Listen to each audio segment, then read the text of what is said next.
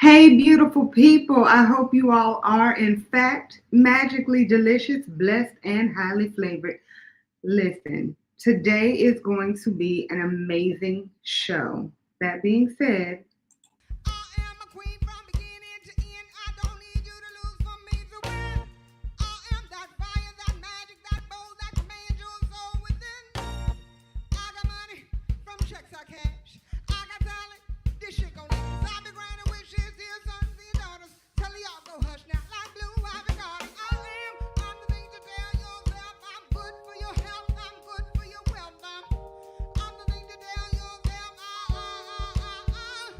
I'm your mama, I'm your sister, I'm your auntie, I'm your daughter. I am beauty, show no ugly. Follow me, I'll take you back.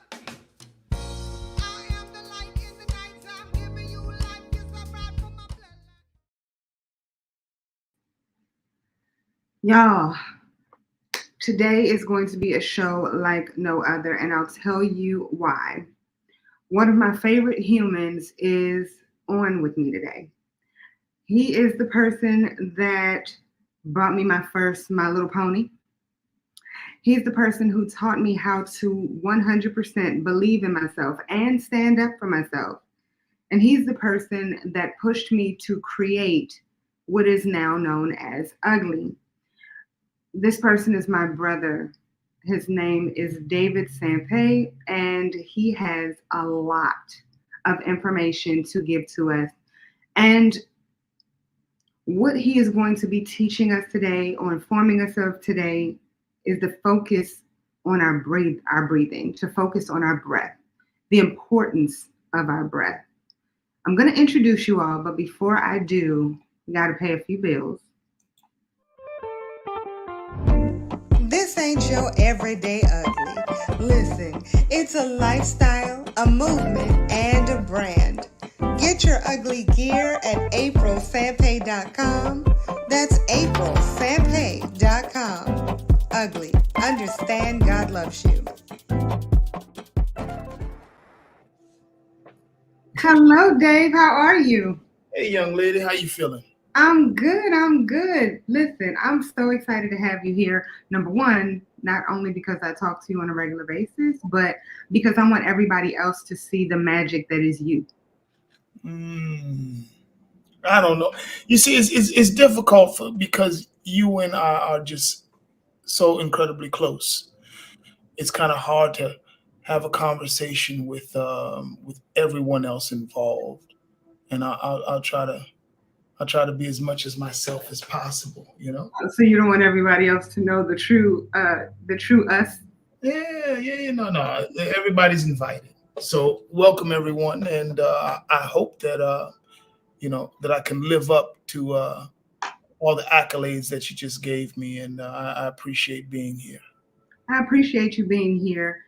And well, everything that I said is true. I think you are an awesome person. I think you're magical. I think that you add so much value, not only to my life, but to so many others. I mean, you're an amazing father.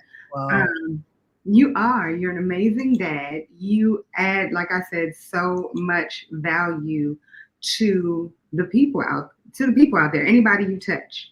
Well, So you're completely biased. I can tell you that. So you listen, think so? anybody listening in, know that she is absolutely and completely biased. And by the way, just comparison contrast. Am I like your number one favorite brother? 100% favorite brother. See, that's not bad. I like that. You're the best that there is. I like that. I like So I want to talk to you a little bit about what you do and how you add value to so many people. And that. so today we're going to be talking about the way you breathe can change your life, right? Mhm. So is that true?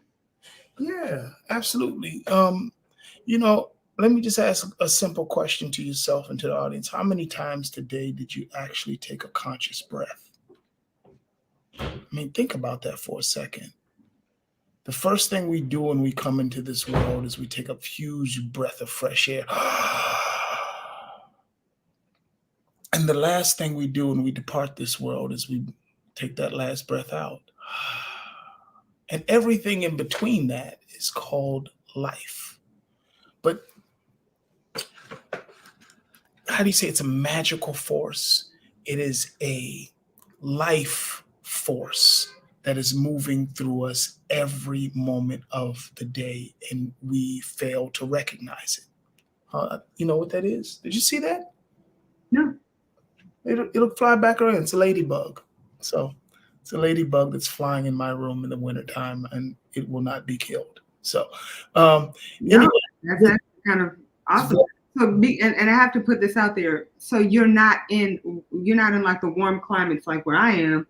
You're in an area that's freezing cold. So for you to have a ladybug bug alive right now is magical. it's an honor. Yeah. Um, But no, hold on. Back to what I was saying is that we have this life force that moves through us every single moment of our entire life. And how many times do we actually recognize that, or honor that, honor this force of life? Because the second that you stop breathing, the body begins to die. I mean, you have so many sources of energy out here that keeps us alive. One is food, water. Come on, name another force that keeps us alive. the sun. The sun. All of these things that keep us alive. But you ask yourself the simple questions: is like, how long can the body go without food? We can probably last 30, 60 days without ever having another bite of food before the body starts to shut down. Water will take you about Few days. a few days. And some people say 3, some people maybe even go as long as 6 days living without the body having water before it starts to shut down. But when you talk about the breath, how long can you go without the breath? And we all know the answer to that. Just a very few minutes. In fact, the second the body stops breathing, you literally start to die. And not to honor that force that moves through us is a travesty. And by honoring it changes your whole perspective on life itself. Simply observing the breath, because it's on this automated kind of thing that we don't even have to pay attention to.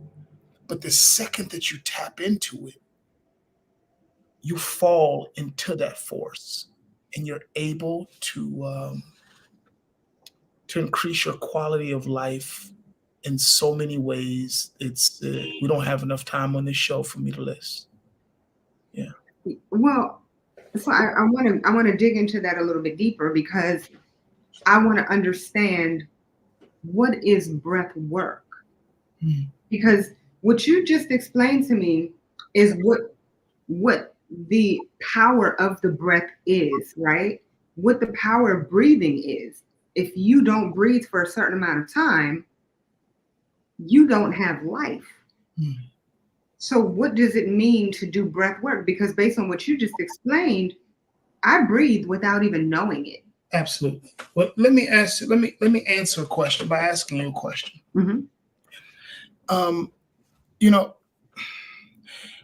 Have you ever been angry, like seriously, road rage angry in your life? I'm gonna say definitely. Definitely, yes. You see, when you get to this place of being like quote unquote road rage angry, there's a particular pattern to your breathing that happens when you're that upset. And we all kind of understand it when you're like, well, when I am mad, I do have this certain pattern of breath. But what we don't understand is every single time that we get to this level of anger, our body automatically goes into this breathing pattern. Same thing happens when you come home from a hard day's work. You sit down on the couch, you kick up, turn on television, sit back, get your cold beverage, and the first thing you do is you go,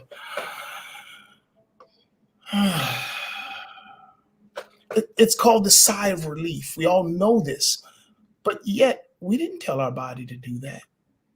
We didn't say, okay, body, go into this release kind of form. No, the thing is that every single emotion that we ever experience in our life, there's a breath pattern that is directly correlated with that emotion. And what we're talking about is the reverse engineering of that. That means that if every single emotion has a breath, that means with this knowledge that every single breath that you take with awareness can trigger whatever emotion that you want. Think about the power of that. That Think is about the power of being able to control whatever emotion you want to be in at any given time by just triggering a certain breathing pattern. Um, that's the power of breath work. That is what breath work is. It's and the ability to unlock chapters and codes within us through the alignment of breath patterns.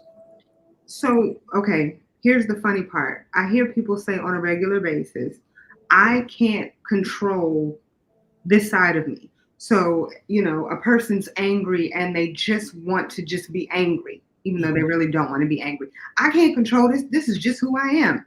So, Mhm. what you're saying is you can teach a person how to be in control of their own emotions just simply by breathing.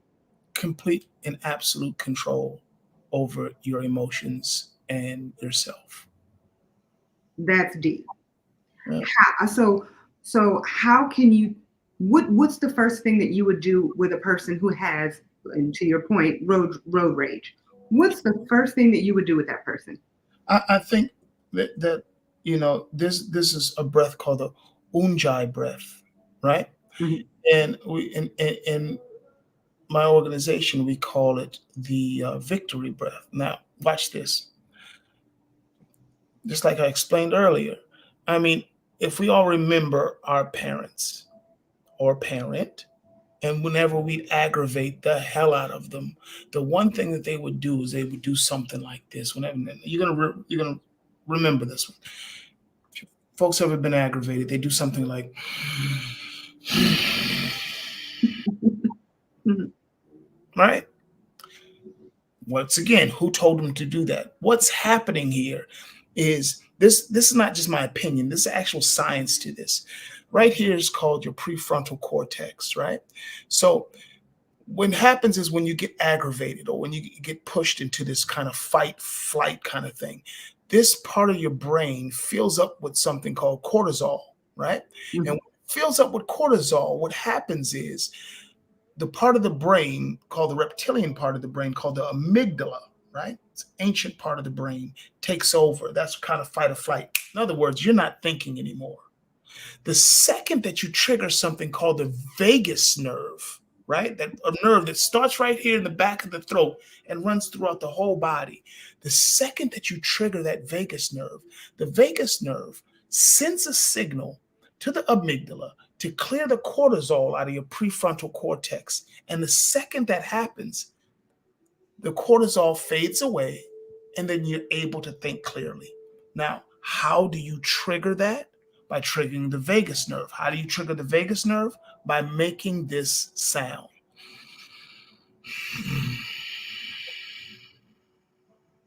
It's a vibration right in the back of your throat. You can feel it. Now let's just try. Just try to make the sound. Mhm.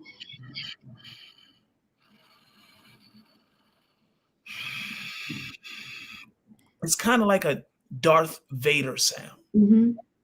But by doing that, you literally calm the mind and the body down. It's an automatic response to stress. You do it all the time anyway.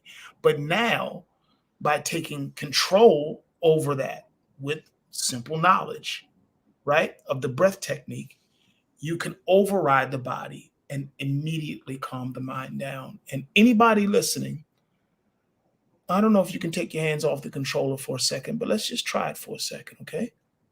So, anybody listening, I'd like you to try to ground yourself in just a spot.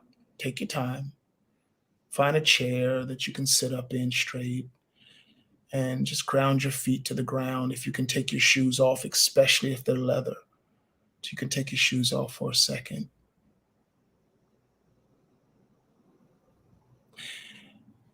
And you can just gently close your eyes. Yeah. And then strictly through the nose, let's just all begin to make the sound.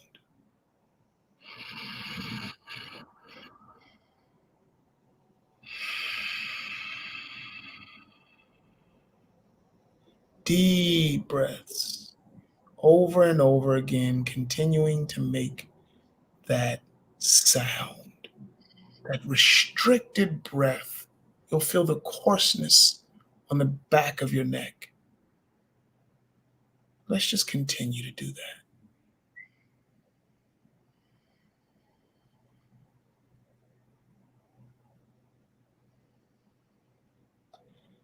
Now, with keeping the eyes closed, let's revert back to your normal breathing pattern, simply watching the breath go in and out, pushing and pulling. Normal breathing patterns.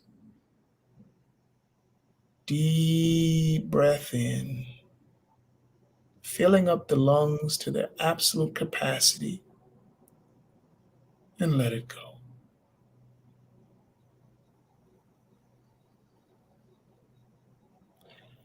And now we're going to revert back to the Ujjayi breath, and we want to hear the sound again.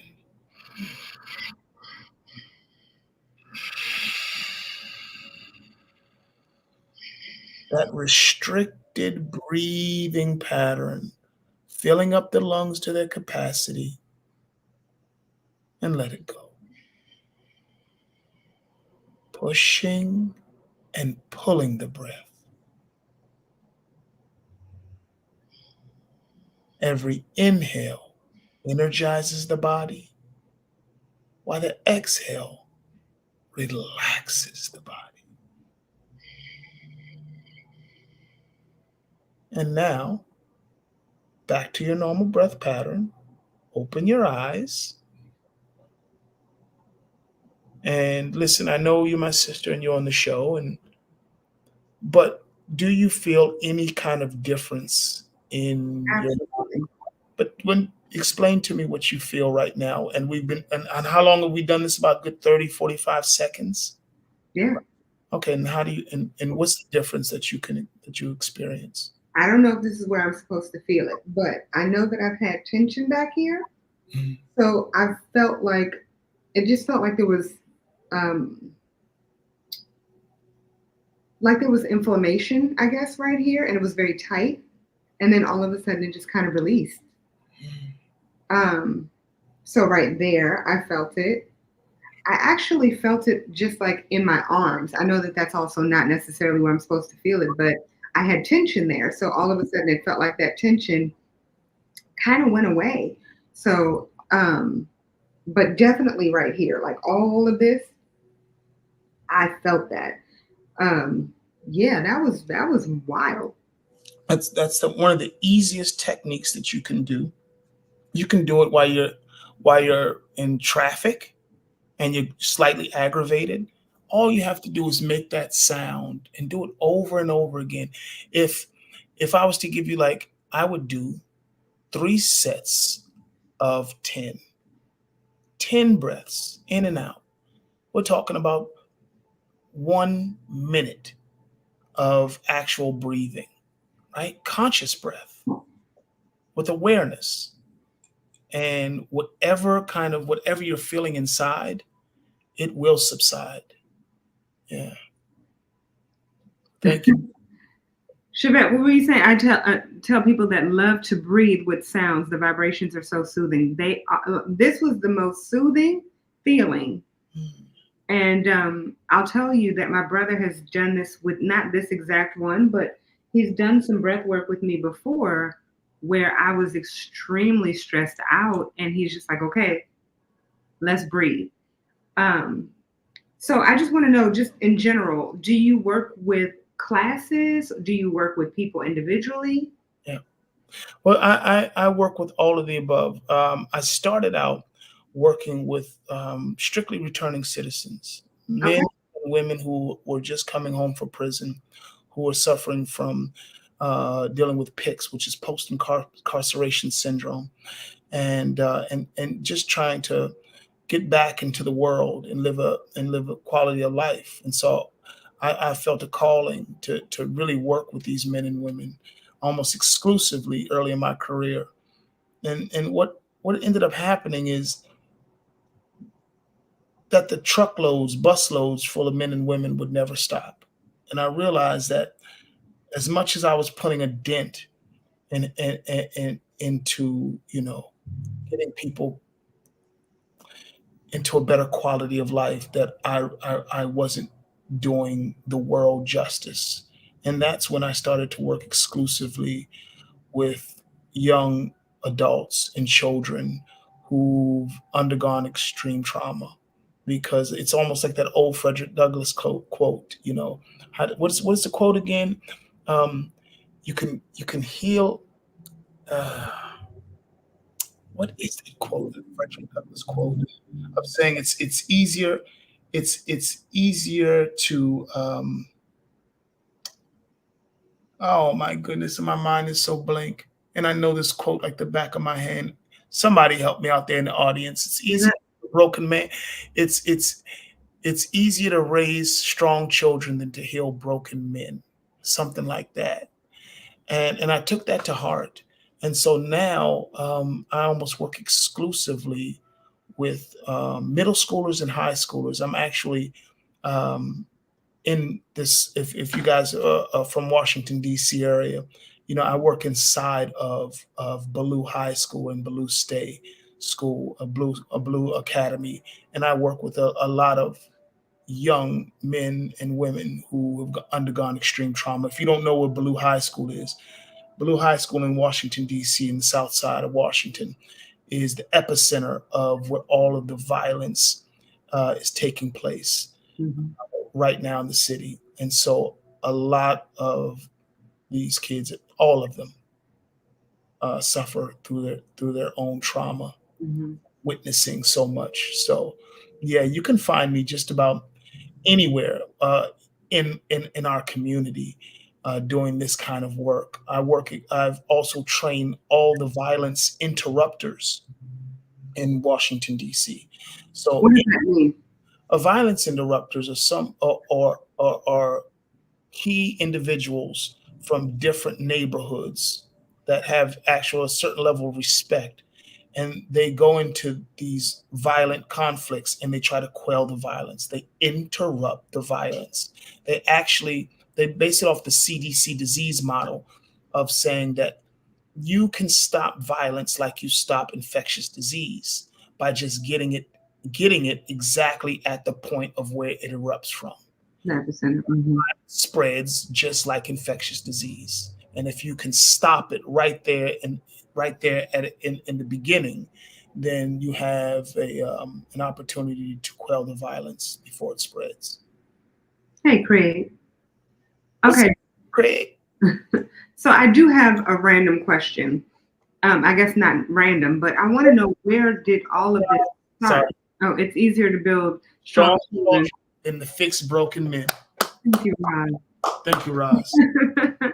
um, so where did all of this start? So I know that you started with, returning citizens, but that's not where you started your own journey as it related to breath work. So where did all of this start?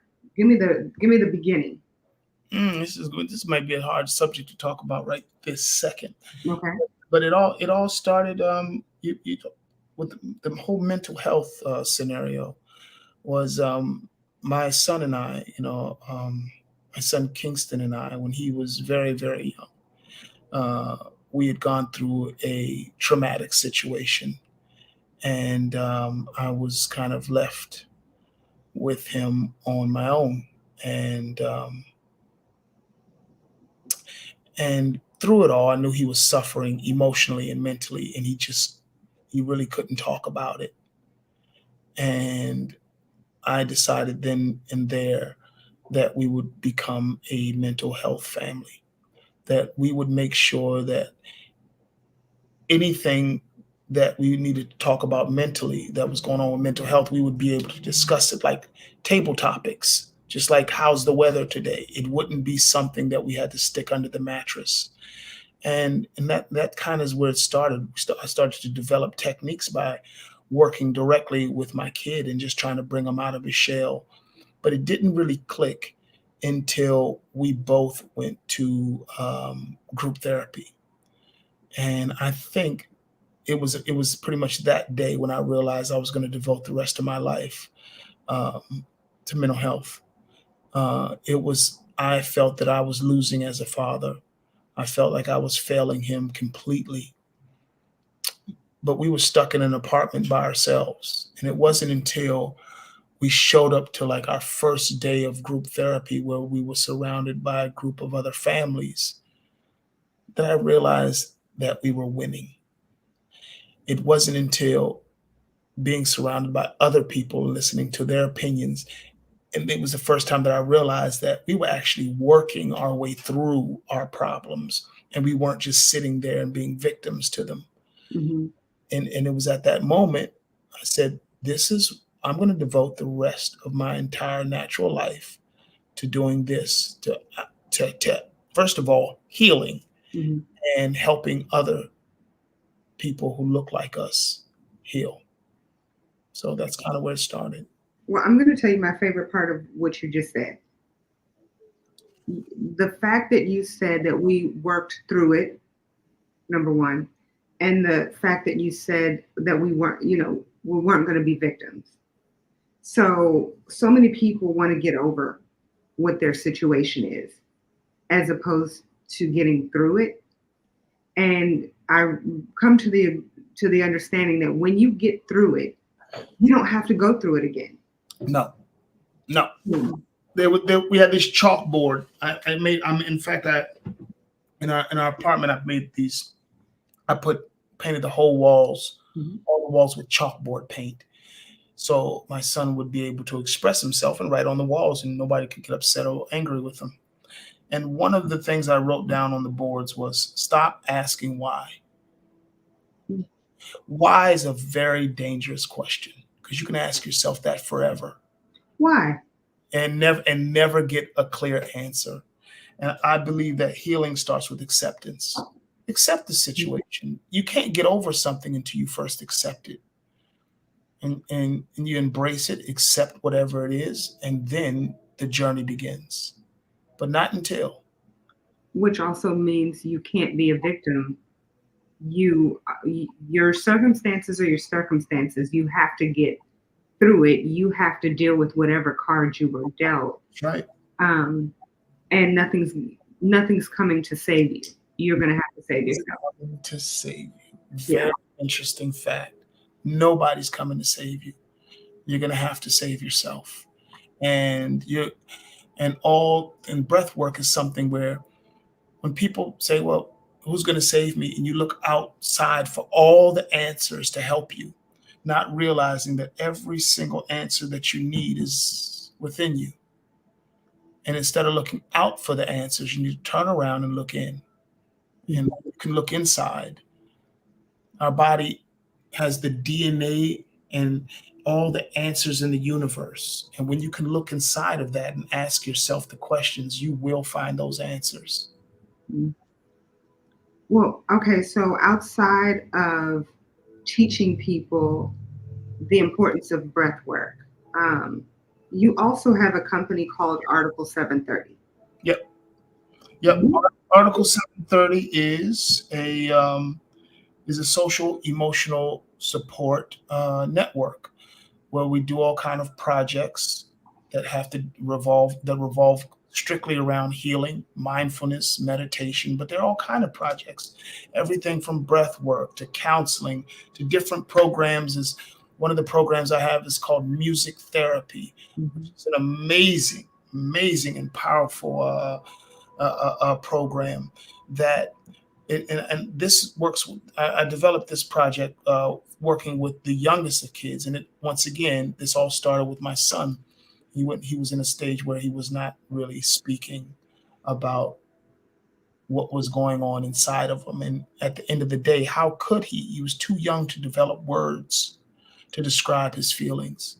And we started to talk through music, because music is a vibration, and music is full of feeling and emotion.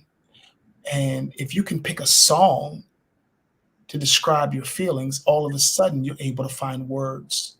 Mm. And that's exactly what we do inside the classroom. We start with a healing circle of young kids, and then we ask them very questions. We varying questions, and we might ask you something like, "Well, how's your home life?" Now, nobody's going to describe how their home life is, especially if it's abusive. But if you say, "No, no, no, you don't have to talk about your home life. Just find a song that describes it. Wow. That is what's the word that resonates what home life is like." Immediately they'll go to that Spotify account and click, and a song will play. When the song plays, every single person in that group, without anybody ever saying a word, can feel what that Mm. child went through. And then after that song plays, and everybody has this empathetic heart because they understand now, then you ask that same child, how did that song resonate with the question I just asked? And what you will find is they will now find the words.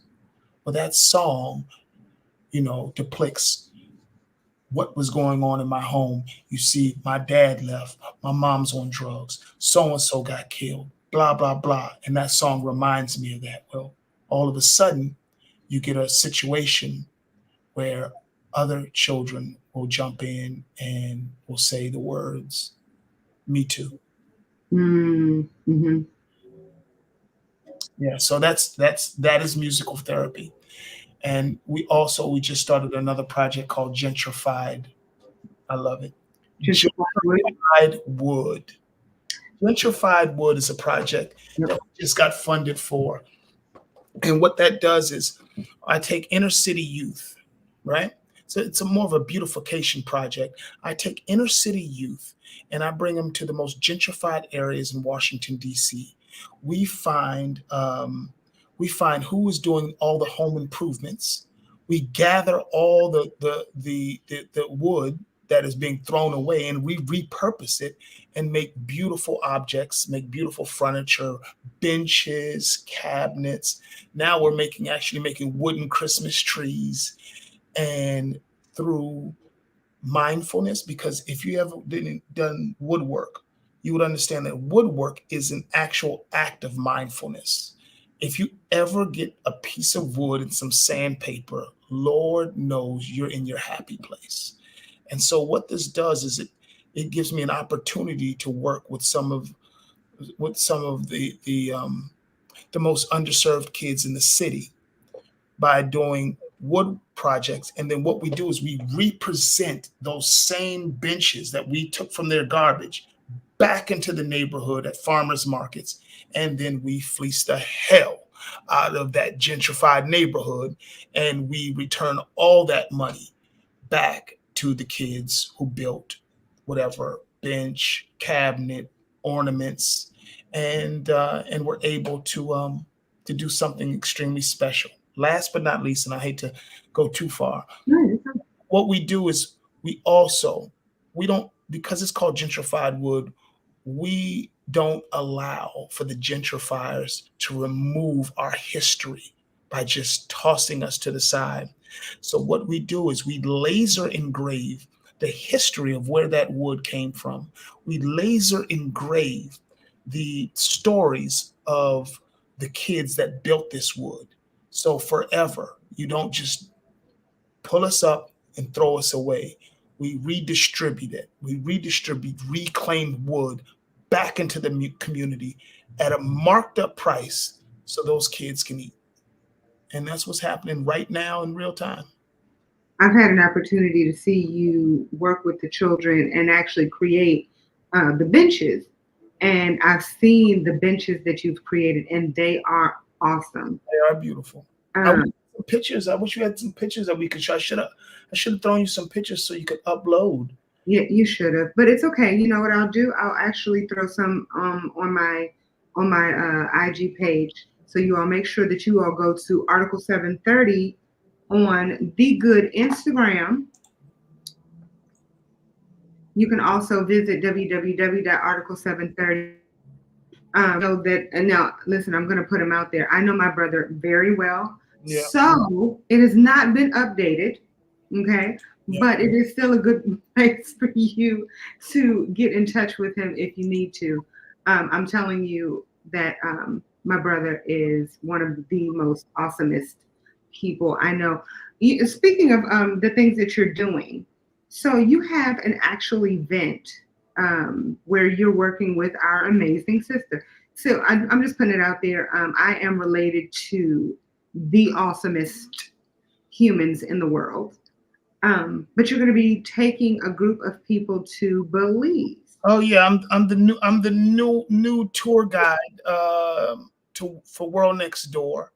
And with World Next Door, what we do is we take our once again, we only like what I'm sorry. We work with our people. You understand? And see, what we do is we take our people in groups and we travel the world. And I mean, I don't know if you ever traveled with me. I'm like the black Anthony Bourdain. I do it no reservation style, and we tour the entire world. And my sister Sonia has been doing this for decades now. December 1st through the 8th, and we are going to have the time of a lifetime, and it's going to be amazing. So I wish you guys, if anybody has some plane tickets, meet us in Belize on the 1st and the 8th, and you will see black people frolicking.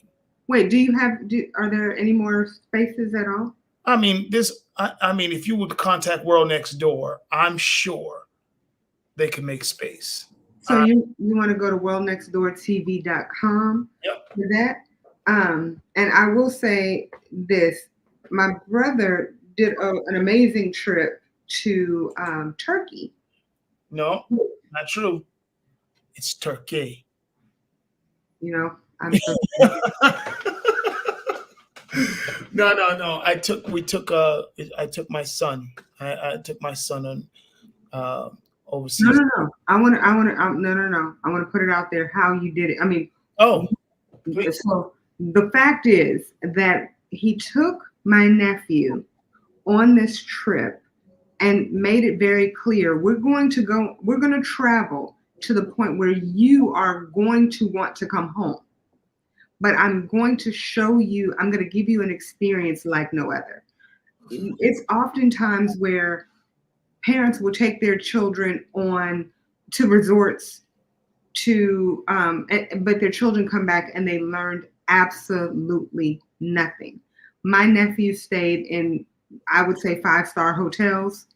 I mean, I saw pictures of these places and they were absolutely beautiful, right on the water, the Mediterranean, like it was beautiful, right?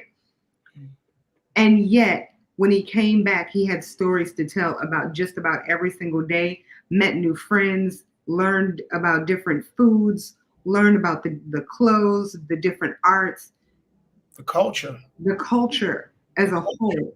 I think it's very important that first you must honor the culture before as you learn. So we left with we left for the summer, and we both had one single book bag with one change of clothes, one change of clothes, one book bag, and we left for the summer. And we said we'll figure it out. So we started off on dirt floors and worked our way up to five-star hotels and learned a little bit along the way and had a piece of culture um, with every single demographic from that region. And we learned from the people. We Where else did you all go? we toured all through Turkey, Hmm. and then we hopped over to Macedonia, and then we toured all through Macedonia. We did the whole entire country, and we did it very slow and methodical. until until we were ready to come home. Hmm. You actually truly missed home, but when we came home, we brought a lot back with us. You know. I think that when you talk about mindfulness, when you talk about breath work, when you talk about um, mental health, right? I feel like being able to go somewhere and take a part of that with you, but not take a part of it with you using your phone. I think that that's where we make so many mistakes. We're always trying to get the best picture. We're trying to be Instagram ready. We're trying to be TikTok ready, as opposed to actually having an experience. And it's funny because your introduction was my experiences as it relates to you, right? Um, and I'll never forget that. That's not something that I could. What happens if my phone deletes all of those pictures? What happens if my nephew's phone deletes every single picture? He's always going to hold those memories. Mm-hmm. And so that's why mindfulness is so important. That's why your mental health is so important, because your mental health will allow you to have those memories and to Yeah. experience those memories. And how many times do people actually go on vacation, but they bring all their baggage with them? And I see that as an issue for a lot of us that take quote unquote vacations. But what you didn't leave anything at home. You because and I always and I tell this to my son, you say you got to watch out for certain people because no matter how do they say you can run away, but the further you go, there you are. You understand? And part of that is releasing it so you can actually enjoy the moment and live in the now moment. Most of us, and I struggle with this every day. So don't think that because I do breath work, that it's not a struggle. It just becomes a practice where our minds live in the past. Hmm. And when our minds live in the past, it's filled with anxiety. And the other half of us our minds live and we project in the future. But rarely are we in the present. Hmm. And the goal is to always be in the present. If you're in the present, then you can actually manifest your future. Mm. And if you're stuck in the past, how how can how can you manifest anything? You're stuck, not even realizing that you're there, or stuck in the future. We sitting around always anticipating what's going to come next, instead of just being in the present and dealing with whatever comes our way and accepting it. Hmm. And that is called life, and not taking life so damn personal. Don't take life so personal, man. It's life. It's the Wow. design of everything. And life is not happening to you, it's actually happening for you. And when you can look at life as that and realize that it's not personally happening to me, it's happening to everybody, everywhere, all at once. And when you realize there is a grand design to it, you know, you see this huge wall in front of your way that within every obstacle, within everything that you do in your life, there's always going to be obstacles. That's the grand design. And when you take it personal, you see this wall in the way. And the first thing you do is you slow up. You say, I can't climb that wall. It's too big. But when you accept it, that this is the grand design, when you see that wall, you don't slow up anymore. You actually speed up Mm. so you can get over it, so you can get over that hurdle. And then when the next one is coming, it's, it's just life. But okay, so I want to know how, because for all of the people who are listening, how can we not take things personal? I would say practice being in the moment. So When, go ahead. what does that look like for a person who's never experienced that? Now, before you answer, I had two amazing therapists on some time ago, And a lot of people said, you know what, I can't journal. I just can't do it. It's never going to happen. Mhm. People said, I can't meditate. It's never going to happen. All is true. Uh, I don't think that, I think that everybody can meditate. And that's just my opinion. Now, But, if you use the words just like oh, you said, okay. I Okay, you're right. if You're you right. use the words I can't, then you cannot. It Fact. never ever happened because the mind is more powerful than you think it is. I mean, once again, you just manifested what's going to happen into the future. You can't do it, and you absolutely can't. But the second that you start to pay attention to your vocabulary, the second that you start to pay attention to all the things that you do, and to really nurture your karma. See what karma is. People have this jaded kind of view of what karma is. Karma is whatever you're doing in the now will plant the seeds to whatever comes in the future. Mm. That is karma. So practicing good karma at all times is just being self-aware. Every single thing that you do, you're planting a seed to what will come in the future. Mhm. If you sit back and you say, you know what, I'm going to eat this entire chocolate cake and wash it down with a gallon of ice cream. I'm going to do that in the now moment. Well, at about 3:30 in the morning, your karma will come back to you, right? That is because you've manifested, because karma is what you're doing right now. Mhm. That's not just with chocolate cake and ice cream. That's with every single thought that goes through your head.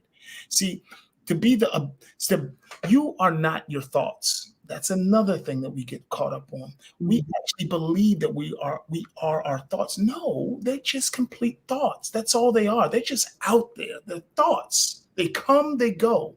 And when we look at them and what's the word I'm looking for? When we don't attach ourselves to our thoughts, right?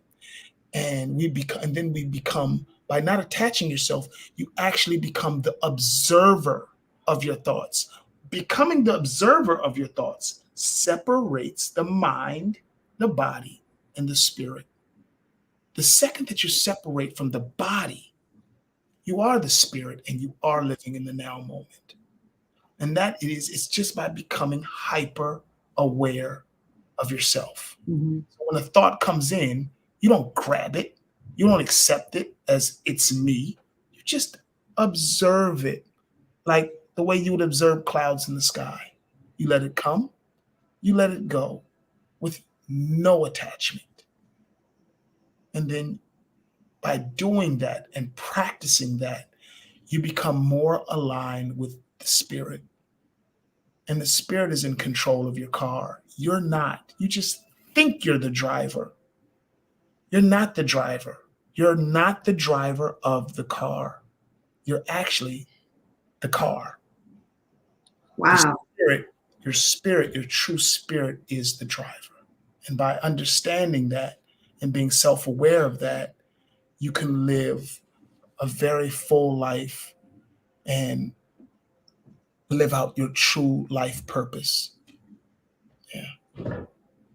Shavette is saying, I believe removing the anxiety and discomfort of feeling like life is going to throw something bad, or focusing on what you feel is something bad about to happen, will help you not take life so personal. Okay. Everything that happens is not about victimizing you. It's just my opinion. And I will say that it's flipping awesome. Listen, I'll say this. I know a lot of people take so much personal. I'll be honest in saying I've been that person who will take things so personal. And then reality kicks in. And I'm like, wait, why am I taking it personal? I'll give you another example. I'm on a show every Tuesday, and there's one lady who's on the show who is a much, much, much, much lighter hue. However, she is African American. That being said, she said that she walked into a store, somebody treated her mean, and she said, they only treat me like that because I'm black. And then she walked out and she goes, you probably don't even know I'm black, right? Like, she's like, I had to come to that realization that I was I was playing the victim, as opposed to just realizing they're just rude. Mhm. You know what I mean? And sometimes we have to have that mindset of it's not about me. Let me not take it personal. Maybe that person is an asshole. Maybe that, maybe they're going through things. Maybe I need to live in the now and knowing that I'm a good person. And so I wanted to throw that out there for the other people who probably struggle with the same thing. And I know all of us have struggled with taking shit so damn personal. So, um, y'all, I'm sorry, I have to put it out there. I call my brother Uncle Dave. So I was just about to say Uncle Dave. And if I would have said that, you all would have been like, wait, I thought that was your brother. I call him Uncle Dave because that's what my nephews have called him for so long. And I think it's absolutely adorable because he's an awesome uncle. Uncle Dave, question. What is next in your world? Oh man. Well, I got a lot going on over here, right? Hmm. So we have projects going on, and I don't want to really announce this yet, but I think I will announce it here at the show. Um, you're looking at the next executive director of Community Mediation DC, which is a which is a nonprofit uh, mediation organization that does uh, all of the mediation feuds in Washington D.C. And that can mean domestic. That can mean anything from domestic violence to men and women coming out of prison that are reuniting with their families. That can mean beefs that are going on between the crews and the gangs and really crews in Washington D.C. and being that entity that goes in between and quells and makes peace in Washington. And it is a position that I'm honored to be able to accept, and something that is dear to my heart, and I can wear as a piece of my identity because that is, in essence, who I am. You know, I am honored that you said it on this show. Thank you. Congratulations. Y'all, like, please put some hearts in the comment section. Show my brother some love because I told y'all he was awesome. I told y'all. Can I do a real quick commercial? Do you mind? I don't mind. You don't mind? Okay, real quick, you guys. I'm sorry, real quick. Diamond, Diamond, Maybe. Diamond's Revenge presents Ugly Girl Rage Therapy. Have you ever had those days where everyone got on your last and final nerve? Well, this is exactly what you need. December 4th at 7 p.m. Be there or be frustrated. Get your tickets at aprilsampay.com. That's aprilsampay.com. So, ladies, any of you who are frustrated in the Augusta area, even just anywhere in Georgia, South Carolina, it doesn't matter. Come on out. It is going to be all that in 2 bags of chips because I know everybody wants to throw in bricks and things. So make sure you all come on out. Yeah. I had to put that out there. Or Or and let's say and make and. it with me, and I can calm you down. You don't have to break. We don't do any more breaking anymore. Just, just calm your nerves so you don't have to break anything.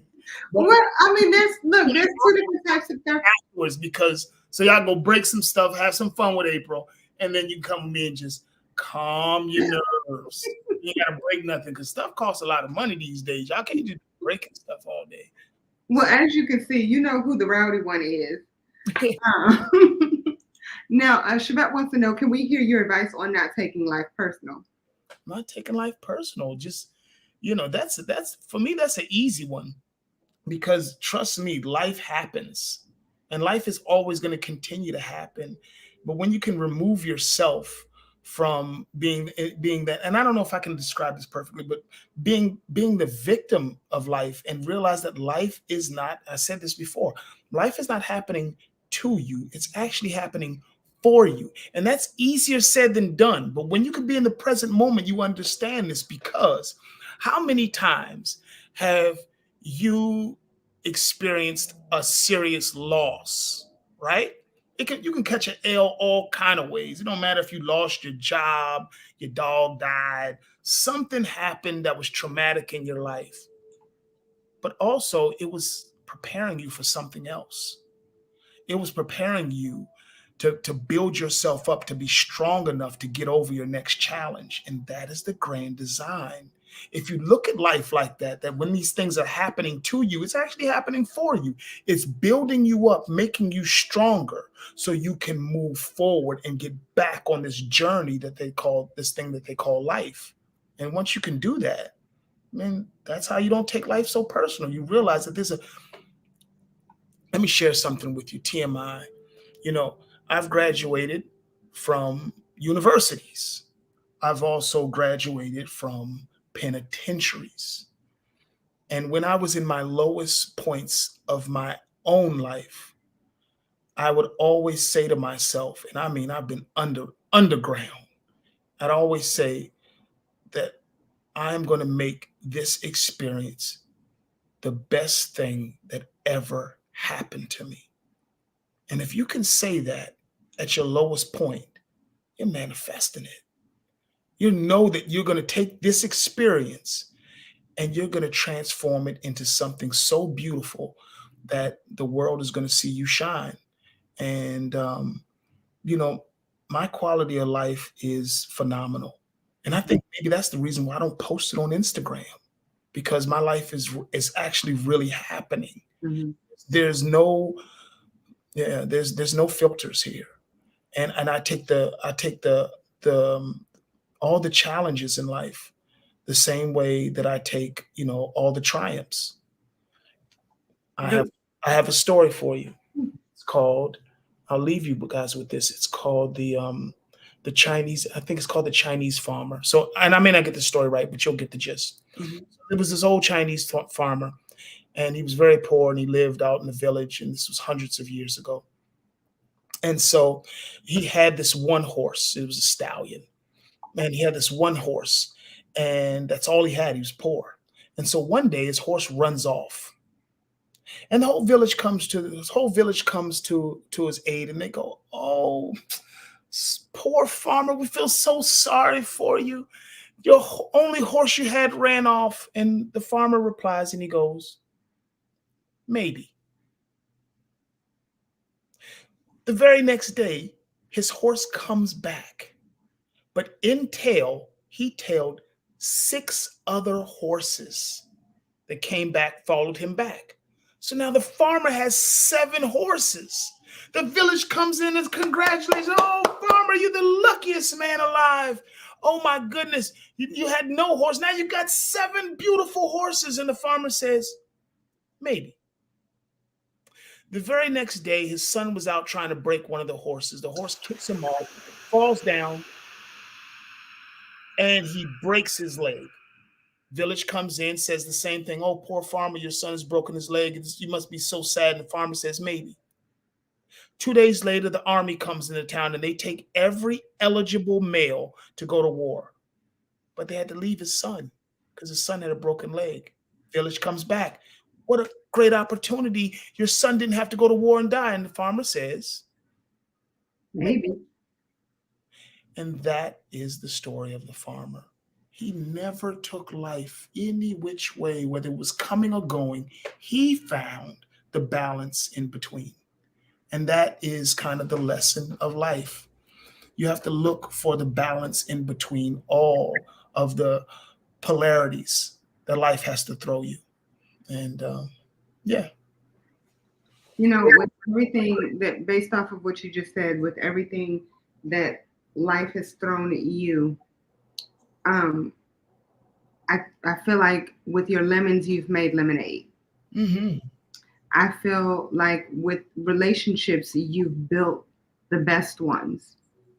And Facts. you're able to do things that so many people are not able to do. And for that, you know, that's one of the reasons why I have always looked at you as being my hero.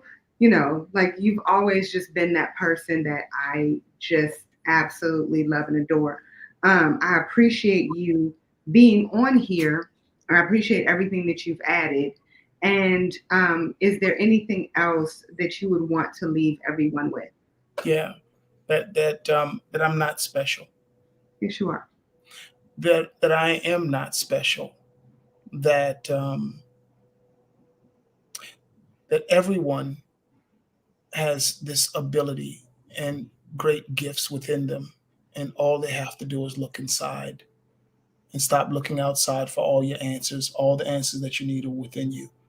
And so, for that reason, I am not special. Um, we all are, you know. So that's it. That's all. Well, thank you for leaving everybody with that. Ladies and gentlemen, boys and girls, people and peepettes, I want to thank you all for joining. Please, please, please make sure that you visit aprilsampay.com to get your tickets for the Ugly Girl Rage Therapy. Also, please make sure that you reach out to my big brother, Uncle Dave. I love you too, Uncle Dave. Make sure you follow him at on IG at Article 730. Make sure you all follow him on the Facebook at David Sampé. Make sure that you visit article730.com. Also, last but not least, please follow me on the good YouTube because I do need to get those numbers up. So please go on to the YouTube, the nice YouTube, and visit Ugly Girl Talk. I love you all. I'm not lying. Not this time. Be beautiful. Be blessed. Be out.